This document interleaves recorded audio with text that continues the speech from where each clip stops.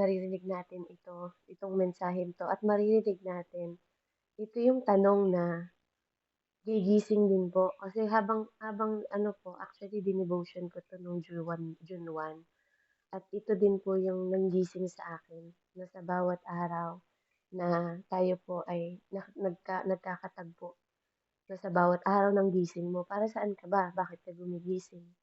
Ano po? So, tayo po'y manalangin. Hallelujah. Hallelujah. Father God, we know, Father, that you are invisible, God. We know, Father, that your love has conquered us and set us free. Tinulungan mo kami, Panginoon, na maging malaya, Panginoon, sa panahon na kami po ay nakakulong sa kasalanan. Your love is great na naging alipin kami, pero Panginoon, because of you, you save us. Lord, we are not saved on our own.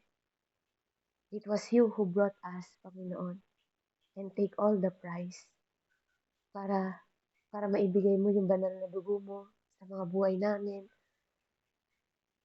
because of your amazing sacrifice for me and for them. Sa mga kasama ko po, sa lahat ng tao. Lord, we want to serve you with every fibers of our being, Panginoon. Sa lahat, Panginoon, ng ginagawa mo sa aming buhay. Gusto ka namin mapagsabihan, Ama, na according sa disenyo mo, sa mga panahon, Panginoon, na hindi kami nakakagawa ng will mo, Panginoon. Lord, tulungan mo kami. I-bless mo kami na magkaroon kami ng kagalakan, Panginoon. Hindi sa nakikita ng mga mata namin, kundi lumakad kami ng may pananampalataya sa iyo. Because you are perfect in all the way.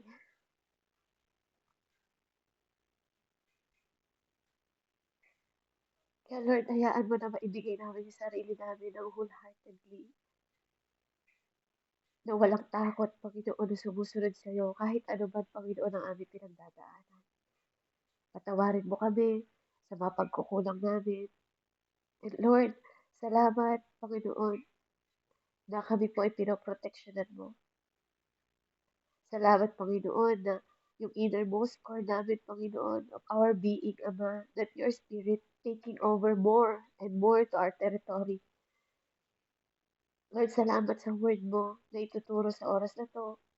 Kung saan ang banal na Espiritu, Ama, ang magbibigay sa amin, Panginoon, ng maliwanag na pag-iisip at magagalak kami kung paano mo kami totoong binigyan ng kalayaan na natagpuan namin sa iyo, Panginoong Yesus. Kaya sa oras na to, Panginoon, patuloy namin sinosurrender ang aming mga buhay, Panginoon, ng masaya at nagagalak, Ama. For we believe, Panginoon, because of your conquering love na pinagkaloob sa amin, we are powerful at we are free. Salamat po, Ama. Lord, patnubayan mo aking mga labi, ang mga dila, Panginoon, wisdom, knowledge, and understanding na patuloy mo ipagkaloob na maipahayag sa maikling mensaheng ito na makatulong sa amin, Panginoon, to find our place. Panginoon, ang buhay namin, easy man ito, o mahirap man ito, Lord, na matagpuan namin yung answer ng mga prayer namin, na makita namin yung kagandahan, Panginoon, ng puso mo sa buhay ng bawat isa. Ama, salamat po, O Diyos, sa pangalan ni Jesus. Ito po aking sabat dalangin, sa ngalan ng Ama, Anak, at Espiritu Santo.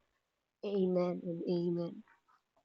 Glory to God po. Ano, tayo po'y dumako sa ating pong verse ngayong oras na to. Sa Psalm 90 po, verse 12.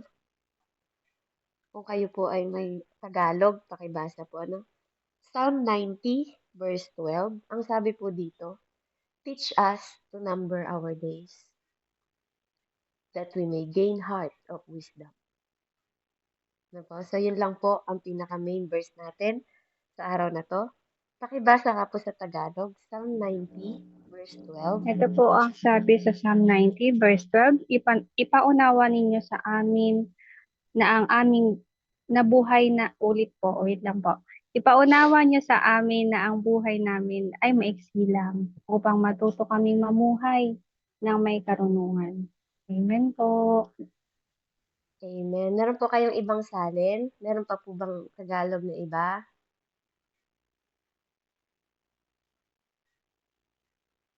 Ayan, sige po, kung wala na po. Meron ako dito. Sabi niya, kaya turuan mo kami na bilangin ang aming mga araw upang kami ay magkaroon ng pusong may karunungan. No po? So dito po, sa pahayag na to ng Panginoon, pinapakita ng Diyos na life is like a fighter soldier on a one-way mission. Para tayong mga sundalo po, ano, na nakikipaglaban na may iisang misyon. Na po? Minsan, tayo po hindi natin minsan sa buhay natin isa tayo sa mga hindi nakakita na po ng value ng buhay. Sometimes we live, lagi sinasabi natin, we only live once. No? Alam natin na we only live once, pero ang tanong, paano ka nabubuhay? Paano mo sinasabuhay yung buhay mo? Dahil alam mo na minsan ka lang mabuhay at minsan ka lang din mamamatay. Ano po, pagkatapos ng hukom. Amen? So, you only live once. So, kailangan po, no, we have to give value to what God want us to do and what is His purpose. Totoo ba na sa buhay mo ngayon, sisiyasatin po natin yung buhay natin, ano? Na yung first point natin, we are like a fighter soldier na minsan lang mabubuhay, pero may isang mission lang. Na may mission tayo. Ikaw ba ngayon, nababalyo mo ba yung oras na na-spend mo sa Diyos? Paano mo ba, paano mo binabalyo, paano mo pinapahalagahan yung oras mo? Mahalaga po kasi yung quality, no? Yung quality ng paglilingkod natin sa Panginoon, napakahalaga, napaka-importante. Na po? Kaya dapat naiisip natin na ang buhay natin, na kung tayo po ay nakita natin yung purpose ng paglilingkod sa Panginoon, ma-realize natin na ang paglilingkod sa Diyos ay eternal. Pero dahil nandito tayo sa mundo, dapat alam mo at alam ko na tayo po ay temporal lang.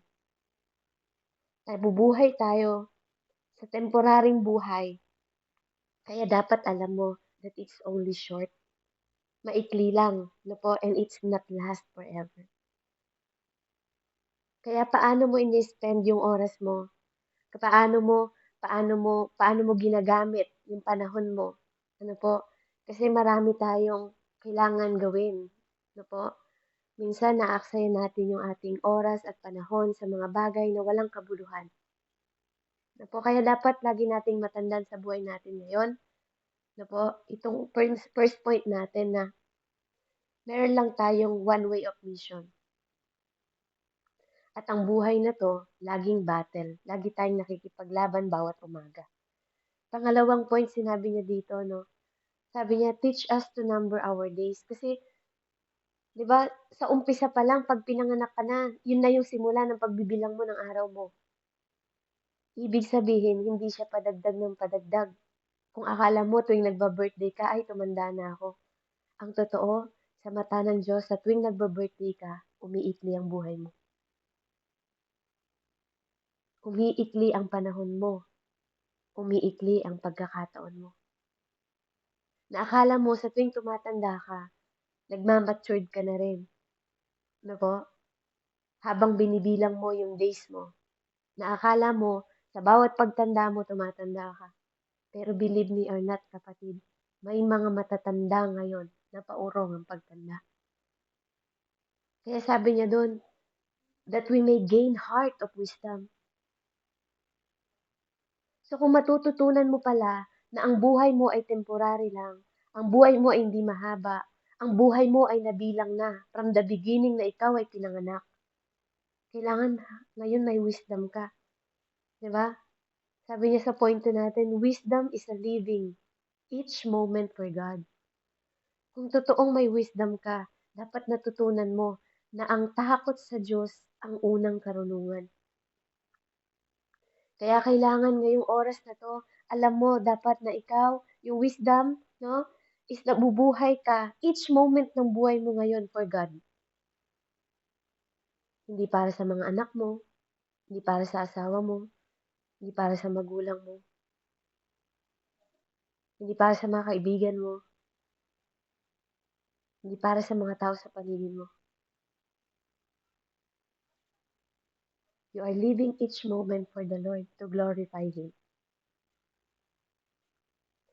Yung wisdom na tinatawag, yung karunungan ng Diyos po ang tutulong sa atin para i-dictate tayo, no? Para malaman natin at para ipaalam sa atin yung bawat araw in the Lord, no? Sa Lord po. Bawat araw natin na excuse me po, na tayo po ay nasa Panginoon. Kasi maraming pinapagawa ang Panginoon sa atin. Oo, hindi tayo nabubuhay na po para sa mga asawa natin. Pero dapat alam mo na bawat araw, no, yung quality ng oras mo sa asawa mo, quality ng oras mo sa trabaho mo, quality ng oras mo sa kaibigan mo, quality ng oras mo sa kapatiran, sa mga anak mo, sa mga nakakasalamuha mo sa bawat araw, nasaan ka mang lugar ngayon, dapat alam mo na it's all for the glory of God. Hindi lang dahil kasama mo yung magulang mo, yun lang iniisip mo na it's for the glory of God. Hindi lang dahil kasama mo yung mga kapatiran, ginagawa mo to dahil for the glory of God. Lahat ng aspeto ng buhay mo, marami tayong misyon. At lahat ng aspeto ng buhay mo, lahat ng tao sa paligid mo, it is part of your mission. Kung nasan ka mang trabaho ngayon, hindi aksidente yan, kapatid. No? Niloob ng Panginoon na nandyan ka para makita ng Lord na kahit pangit yung nakikita mo sa paligid mo, kahit pangit yung nangyayari sa buhay mo, di ba? Kahit nahihirapan ka sa buhay mo ngayon, hindi yun ang mahalaga. Ang tanong, nagkaroon ba ng quality at value yung mga nararanasan mo? May itinuro ba sa'yo yan? Naparangalan mo ba yung Panginoon kahit na ang pangit na nangyayari sa buhay mo? Kahit na dumadaan ka sa mga pagsubok, no, na niloob ng Diyos na padaanin ka, patuloy mo pa rin ba siyang napaparangalan sa ginagawa mo? Na kaya yun yung mga tanong na paano ba natin to i-apply na alam mo ngayon, hindi pwedeng magsinungaling ang salita ng Diyos na nabibilang ang buhay natin. Hindi pwedeng ipanalangin at isulat to. Ipanalangin to ni Tatay David at isulat to sa Bible na hindi to binigyan ng inspirasyon ng banal na espiritu sa bawat isa sa atin.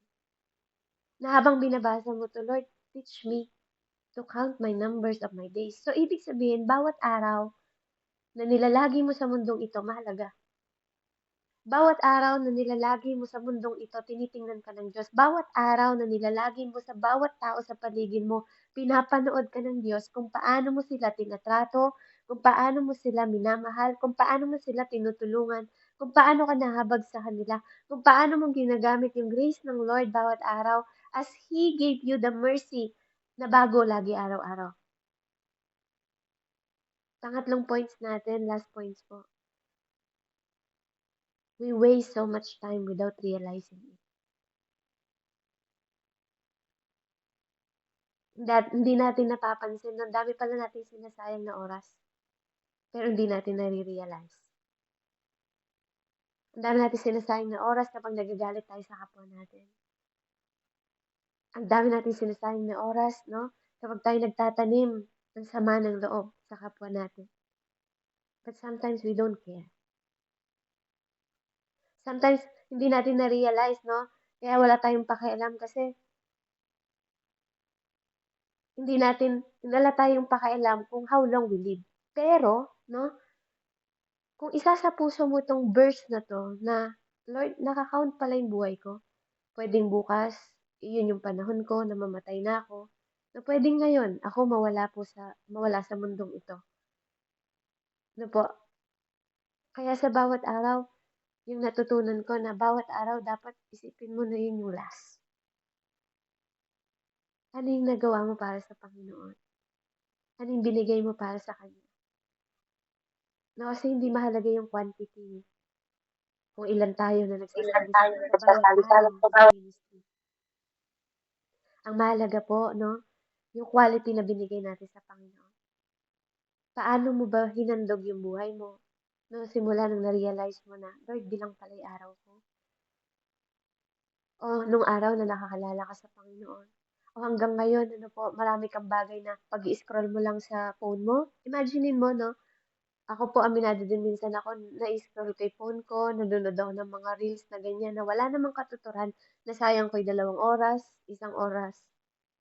No, bawat araw, kung meron akong nasasayang na 2 oras sa loob ng isang taon, na po sa 365 days, ilan yung nasayang kong buwan?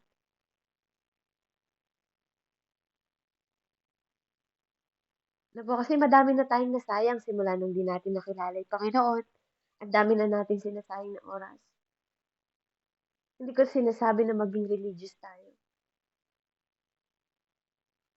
Pero 'di ba ikaw, kapag mahal mo ang isang tao, wala kang gustong masayang na oras.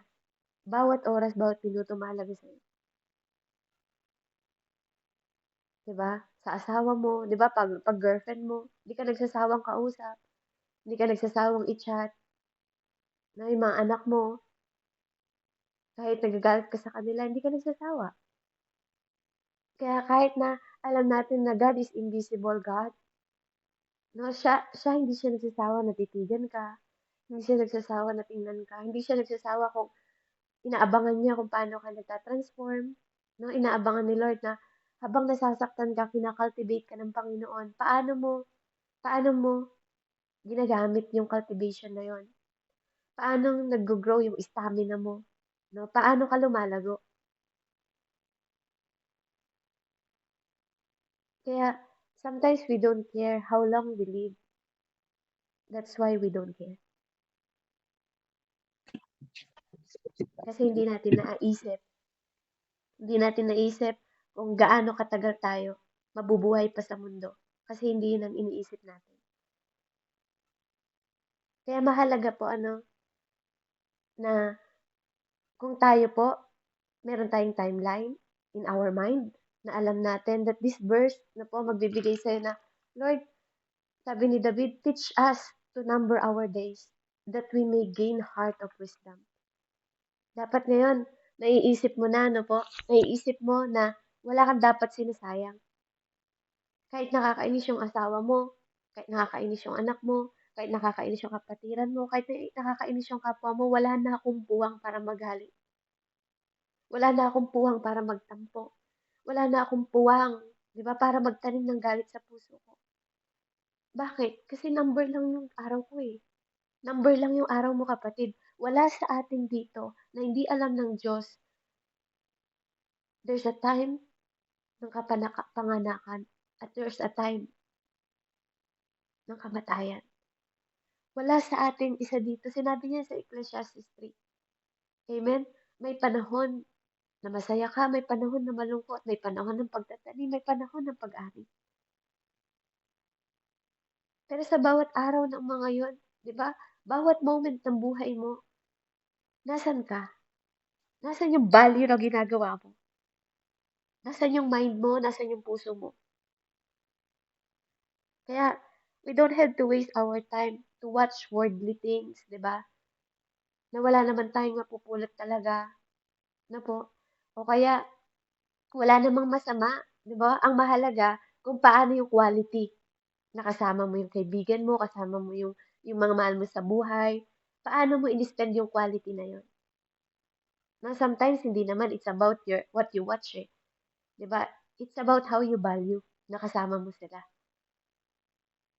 Kasi magiging masama lang yung pinapanood mo kung naging apekto ito or nagiging epekto nito o ninanakaw nito no yung isip mo, yung mind mo na nawawala ka sa alignment for the glory of God. Kaya lang siya nagiging masama, no? Paano mo paano mo ni-spend yung time mo scrolling in your phone, sa social media, yung katamaran mo ng pag-attend, katamaran mo ng pagbabasa, katamaran ng pagdi-devotion. We believe that we don't deserve everything na natanggap natin sa Panginoon. Pero kapatid, believe and have faith na deserving ni Lord na mag-spend tayo ng oras sa Kanya. Believe and have faith na deserving ng Lord, no, na marinig ang mga tinig natin na nakikipag-communicate sa Kanya.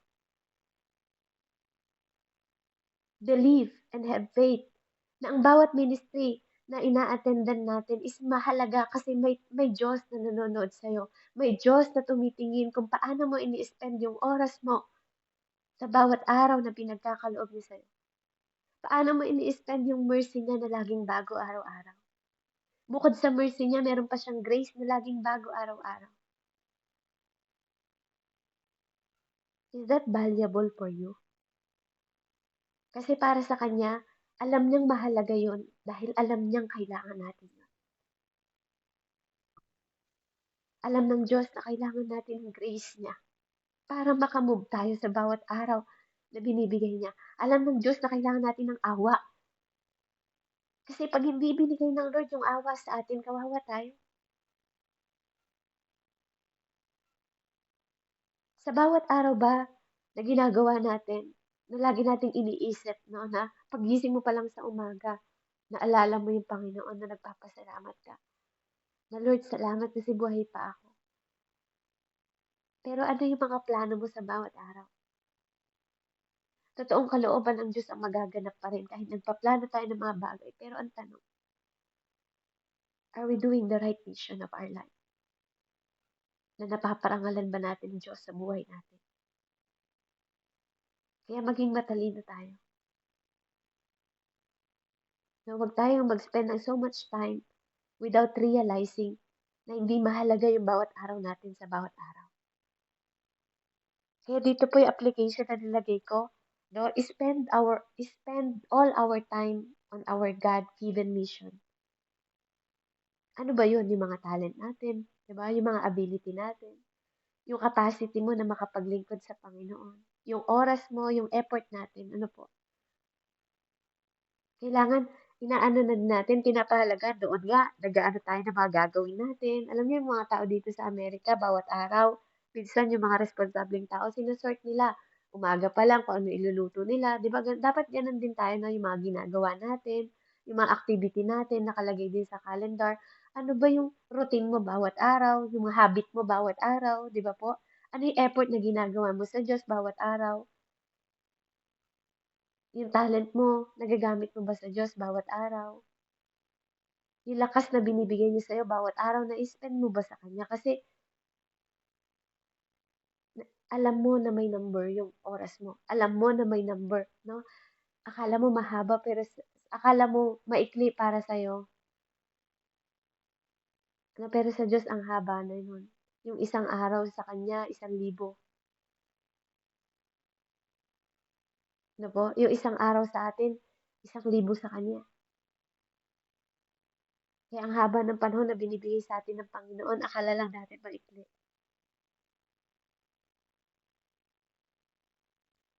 Kaya, pangalawa po, avoid detour and other time waster. Iwasan na natin yung mga makapagpapabagal ng paglago natin. Iwasan na natin yung mga tao na makasasakit sa atin na magkakaroon lang tayo ng pagkakasala. Iwasan na natin yung mga negatibong isip na may iniisip na masama yung ibang tao sa atin, di ba?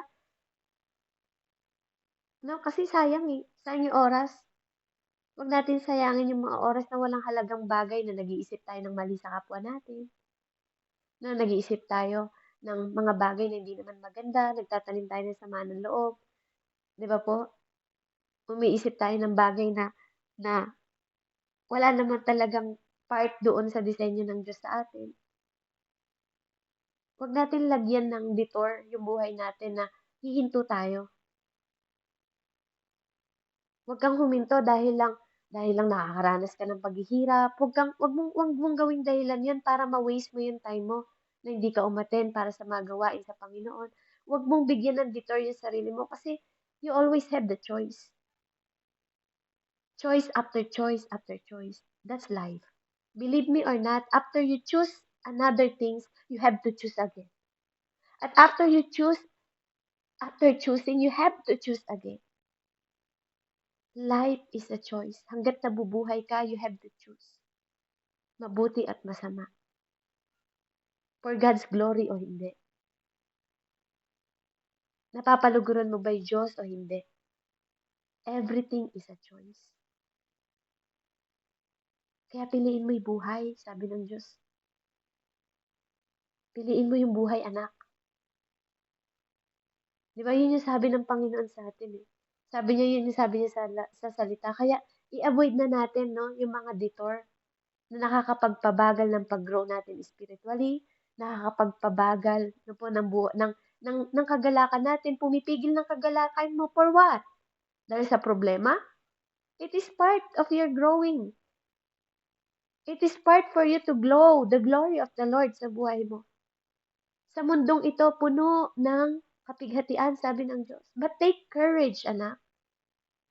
Napagtagumpayan ko ng mundo. What is new? Anong bago sa atin? Anong bago na tayo kina-curse na ibang tao pag nagagalit sila? Tayo, kung ikaw naniniwala ka sa Panginoon, I believe hindi na tumatalob sa akin yung curse. They are not my creator. They're not my God. They're not my Savior. They're not my Lord. I know who I am, my identity sa harap ng Panginoon. So kahit ano pa yung curse, kahit ano pa yung sabihin ng mga tao na nakatalikod ako, mahalaga na alam mo yung identity mo sa harap ng Diyos kasi kilala mo siya. Kung paanong alam mo yung karapatan mo bilang asawa, na ako yung asawa, may karapatan ako, na sabihin ko to sa'yo, may karapatan ako na hindi ka makapag-date. Dapat alam mo din yung karapatan mo bilang anak ng Diyos simula nung tinanggap mo siya. Kaya walang bagay na makapagpapahinto sa'yo. Hindi ang sakit, hindi ang sitwasyon, hindi ang kalagayan ng buhay mo. Ang makakapagpahinto sa'yo dapat sa paglilingkod sa Kanya. Kasi kapag naiisip mo that your life have numbered, na temporary lang ang buhay mo, na po dapat alam mo na may limitasyon lang. Lahat limited sa'yo. It's not forever. Kaya make sure na you are wise, na po, na nai-spend mo yung oras mo. Kailangan yung application mo doon sa hit, paano mo ma-hit yung target na yun, ano? Hit the target no matter what. Kahit anong nangyari sa buhay mo, wag kang titigil sa paglilingkod. Wag kang titigil to glorify God. Napapamute nga po sa mga co-host, pamute po yung naka-open na mic. Salamat po, no? Dumarating sa buhay natin, ano po, na minsan nawawala yung mga mahal natin sa buhay. Pero hindi ibig sabihin tumigil ka na or titigil ka na. Na po, ipakita mo sa Diyos na katulad ni Tatay Job na hubad akong dumating dito sa mundo, hubad akong babalik. Hindi ibig sabihin, madali yun para kay Tatay Job. Pero paano yung respond na ginawa ni Tatay Job? With faith, nagpuri pa rin siya. Yung hinintay ni Tatay Abraham na isang anak, no? Na napakatagal na panahon. Tapos hinihingi ng Diyos sa kanya. Kasi God wanted to see kung sino yung mas mahal ni Tatay Abraham. Kung kanino niya i-spend yung oras niya. O kung napalitan na yung dating unang pag-ibig niya sa Diyos. Dahil nagkaroon siya ng anak. Kamusta ka, kapatid? Ganun pa rin ba yung apoy mo? Nung unang pag-ibig mo hanggang ngayon? No, kasi kailangan nahihit mo yung target bawat araw. How God designed you. Kung ano yung identity mo sa Lord, ano ba yung purpose mo? Ano yung dapat mong i-accomplish dito sa mundong ito? Yes, magulang ka, binigyan tayo ng responsibilidad para sa anak. Pero habang inaalagaan mo ba yung anak mo, nagagawa mo ba yung purpose? Nagagawa mo ba yung mission mo? Habang tinitingnan mo yung mga magulang mo, yung pamilya mo, yung mga anak mo, yung mga kaibigan mo, yung mga tao sa paligid mo, yung mga kapatiran mo, nagagawa mo ba yung mission mo? To glorify God. na meron kang knowledge as wisdom na alam mo na ang takot ng Diyos ang unang karunungan ng tao. Kaya kailangan i-obey mo siya. O inaaksaya mo pa. Dahil marami kang natatagong kasalanan or marami ka pang tinatanim na galit sa kapwa mo. Be wise, sabi niya nga eh. Magkaroon ka ng wisdom. Amen? Hayaan mong yung numbers of day na yon ang magbigay sa'yo ng wisdom on how to live each moment for the Lord. Kasi kapatid, kapag tiningnan mo pa lang yung nanay mo, kapag tiningnan mo yung tatay mo, kapag tiningnan mo yung anak mo, iba kapatiran dito. Naririnig ko lang sa Ate Belly Jean kanina, no? Na nangangailangan siya ng pang-ano sa ospital ng kapatid niya na kailangan mag-ambag-ambag. Ikaw ba nakita mo yung purpose mo doon?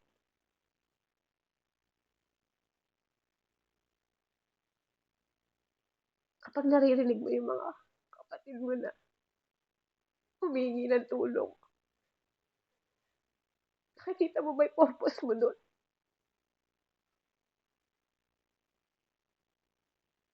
Dapat nakikita mo yun. Dapat nagiging sensitibo ka.